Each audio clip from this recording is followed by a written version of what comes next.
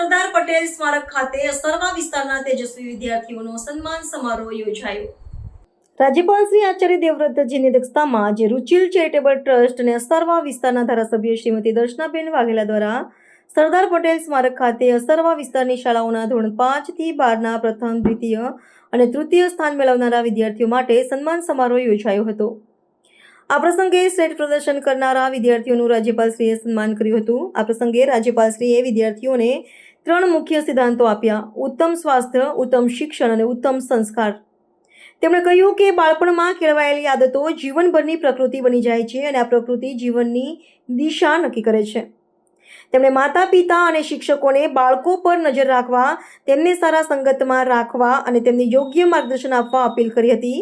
તેમણે સ્પષ્ટપણે કહ્યું કે જે શિક્ષકો અને વાલીઓ કિશોરાવસ્થામાં બાળકો સાથે વાતચીત કરતા નથી, તેઓ તેમના જીવનને જોખમમાં મૂકી શકે છે. તેમણે પોતાના અનુભવોમાંથી એક હૃદયસ્પર્શી વાત વર્ણવી હતી, જેમાં તેમણે એક ખરાબ આદતવાળા બાળકને આદર્શ વિદ્યાર્થી અને નાગરિકમાં રૂપાંતરિત કર્યો હતો. આ ઉદાહરણ દર્શાવે છે કે સમયસર યોગ્ય માર્ગદર્શન અને પ્રેમથી કોઈપણ બાળકનું જીવન બદલી શકાય છે.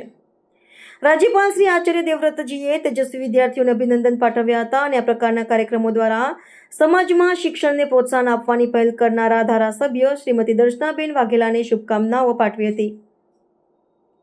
તેમણે વિદ્યાર્થીઓને માત્ર ડોક્ટર, એન્જિનિયર કે અધિકારી બનવા જ નહીં, પણ રાષ્ટ્ર અને માનવતાની સેવા કરતા સંવેદનશીલ અને સારા માનવી બનવા આહ્વાન કર્યું હતું. અગ્રણી શ્રી પ્રેરકભાઈ શાહ અને રત્નાંજલિ ગ્રુપના ડાયરેક્ટર શ્રી સંયમભાઈ શાહે વિદ્યાર્થીઓને માર્ગદર્શન આપ્યું હતું. આ કાર્યક્રમમાં અમદાવાદ મ્યુનિસિપલ કોર્પોરેશનના મેયર શ્રીમતી પ્રતિભાબેન જૈન, ધારાસભ્ય શ્રી અમિતભાઈ શાહ, અમદાવાદ મ્યુનિસિપલ સ્કૂલ બોર્ડના અધ્યક્ષ ડોક્ટર સુજયભાઈ મહેતા, વિસ્તારના કોર્પોરેટર શ્રીઓ, કાઉન્સિલર શ્રીઓ, શાળાના શિક્ષકો તેમજ મોટી સંખ્યામાં વિદ્યાર્થીઓ અને તેમના વાલીઓ ઉપસ્થિત રહ્યા હતા.